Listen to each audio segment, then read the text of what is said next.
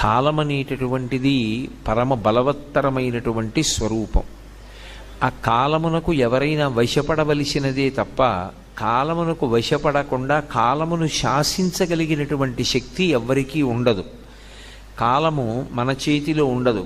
ఇవాల్టి ఉదయం వెళ్ళిపోయింది, మధ్యాహ్న కాలం వెళ్ళిపోయింది, సాయంకాలం కూడా వెళ్ళిపోయి ప్రదోష వేళ ప్రారంభమైపోయింది.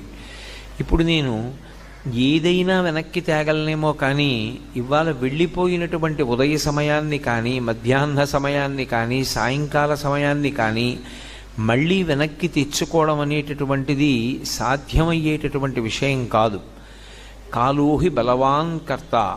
పైగా కాలము ఏది ఎప్పుడు ఏది జరగాలో అది జరిగేటట్టుగా చెయ్యడంలో కాలము సర్వాతీతమైనటువంటి లక్షణములు కలిగి ఉంటుంది. దాని యొక్క శాసనం